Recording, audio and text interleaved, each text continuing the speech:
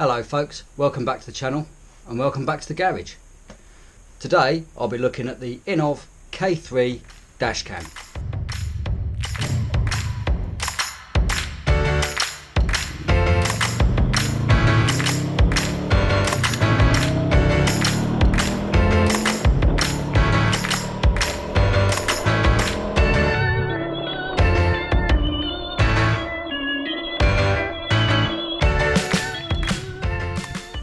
Hello folks, first off thank you very much to my subscribers, the 102 of you that have decided to join me on this little journey.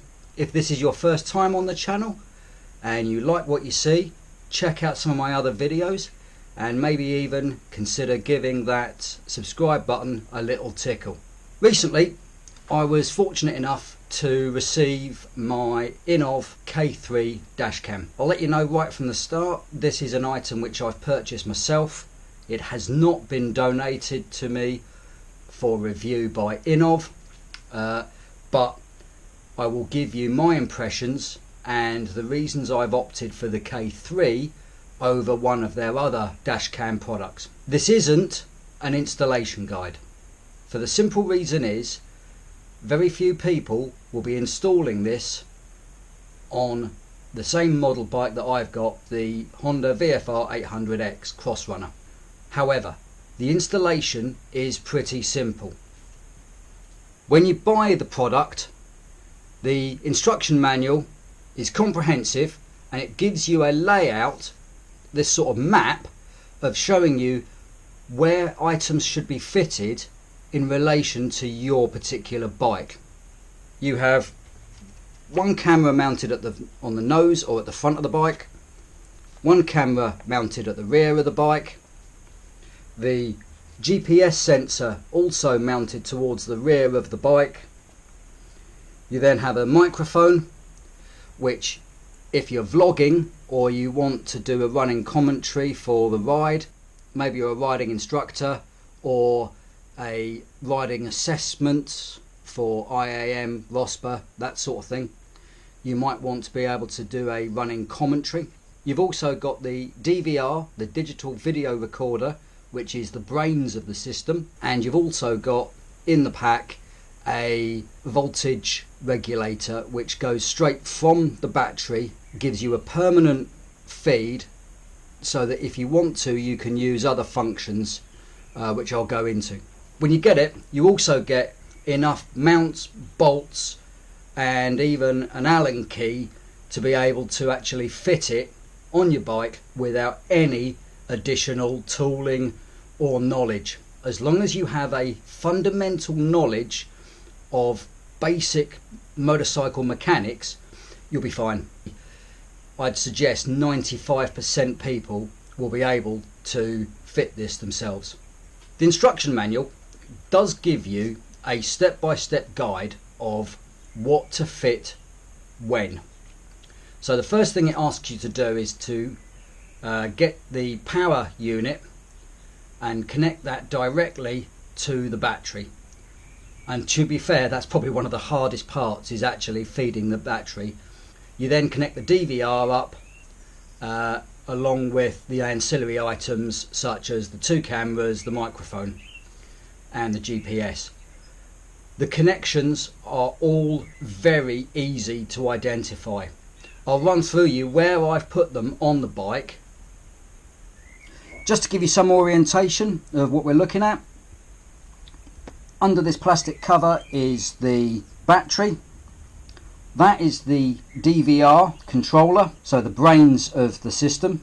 If you're wondering what this is just a little tool roll of mine made from an old car tyre. When you fit the Innovv system, you will need to find an ignition live. My ignition live is just under these mounting brackets. Up towards the rear of the bike is the rear camera and the microphone. On the off side of the bike at the rear, under the plastic fairing, I've placed the GPS system, and then the main feed for the front camera is heading in that direction. The rear camera I've mounted here under the top box, and the front camera is mounted directly under the small beak of the bike. So looking at the remote control, the green camera light, GPS and Wi-Fi indicators are all lit. Because they're solid, that tells me that I'm getting good signal on everything. So I've got good Wi-Fi, good GPS, and it's recording as we speak.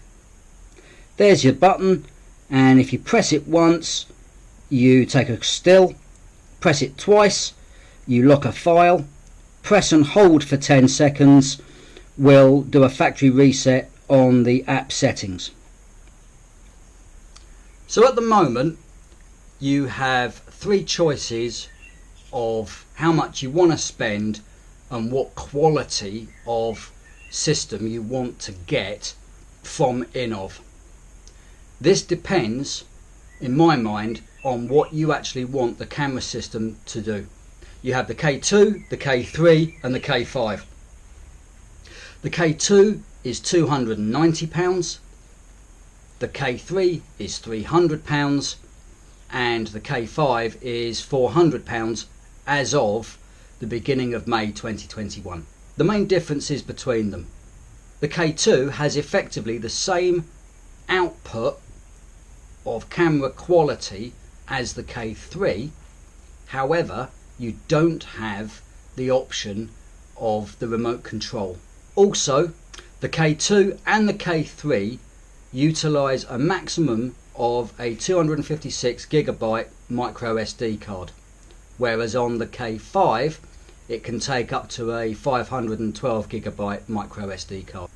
Both the K2 and K3 use 1080p HD for the filming, whereas on the K5 you do have the option of being able to do ultra high def at 4K. Also with the K5 you have the advantage of a faster Wi-Fi connection, and that will give you the ability to download your files quicker if you don't take the card out of the unit and plug it directly into your laptop. The way I've got mine mounted, I can take out the SD card. If we stick to a 256GB micro SD card, both the K2 and K3 will give you up to 19 hours of recording before it starts re-recording over the oldest footage, whereas on the K5 using a 256GB micro SD card you can get 10 hours, but on the K5 that is using it in 4K ultra high def. So why did I choose the K3? Personally, for the purposes that I want the system for, the K3 was the ideal package. It gave me the flexibility and management of the K5 with the remote control, but what I didn't get was the 4K ultra high def, because I'm not going to be using it for vlogging as a primary source. For me, the system is there on the unlikely event I have an accident.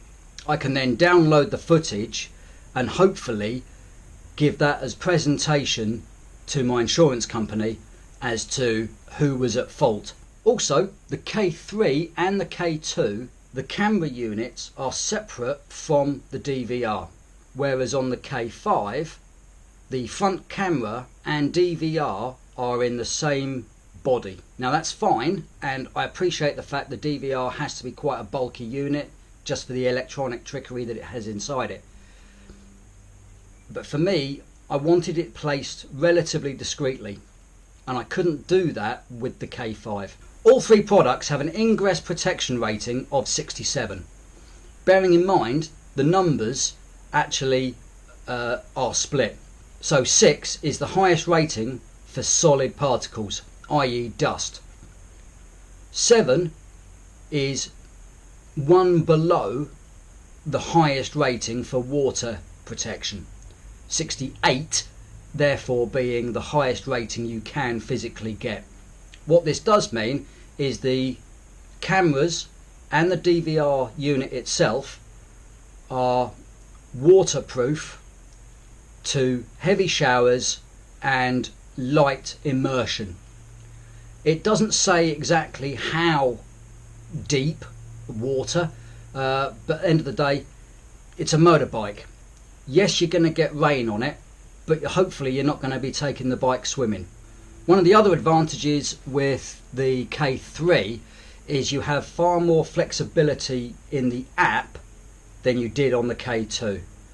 It's very similar in its capacity and capability to that you find with the K5. As I've said, for me, 1080p HD is more than adequate for my purpose, which is simply just to have it there recording my riding in the unlikely event I get involved in an incident. I'm sure there's some people out there that will be worried about the fact that yes, it's recording you whilst you're having an accident, but it's also recording you when you're speeding. Yeah, it will do. What I've noticed is since I've had it fitted, I have eased off a bit. Because it's got GPS, you can display your speed, time, date, and exactly where you are. You can, going into the app, bring up a Googleized map of your route. On my phone, I've gone into a little folder which is all my bike related apps. Hit the Innovv. Wi-Fi is connected, so on the app you can then go in, you can look at the actual live feed. So here we are, this is a live feed, this is the front camera, this is the rear camera. So if you look at that top left hand corner, there you go, into the actual settings. What you can then look at is how you want the resolution for your cameras. Do you want the date timestamp switched on? Yes. Do you want the speed switched on? I do at the moment. Audio, I'm going to reset that because my audio has been playing up. I need to fine tune that. One thing I have noticed, the G sensor. There's been times when I've been riding along, going over a cat's eye or a small pothole, or sometimes it just seems to be almost anything. And with the G sensor set high, it's basically picking it up every single time. So I'm getting an extra recording because the bike seems to think there's been a sudden impact. So what I'm doing now is turning it right the way down and seeing how that changes. So that's the actual settings. You've then got in documents your files stored on your phone, files stored on the DVR. So on the DVR files I've got any photos, any protected locked files, accident videos. And if I look at the accident videos, you'll see I'm just riding along, but for some reason it's been very sensitive and picked it up. Any parking videos. So when you've got the permanent live feed on, if the bike is moved or is jolted in any way, it will automatically switch on the camera. See, these are me wandering around the garage and just moving the bike around in the garage. I'd parked the bike up outside work. One of the lads had to move my bike, so he just moved it, but as he's done so, it's actually caused the system to kick in. One of the things is, if you look at the camera, up here you've got FR, front and rear. So you can actually select whether you want to only record the front, only record the rear, have the front as your main but with the rear in the corner, or have it the other way round, so the rear is your primary and the front one is the secondary. I like to keep it front primary, rear secondary. There we go, folks. I hope you've liked this and it's been informative. If anybody is interested in purchasing one, if you go to the innovv.co.uk website, I will put a little link here, but please bear in mind I get no kickback or affiliation from Innovv. Keep safe, but most importantly, keep rubber side down.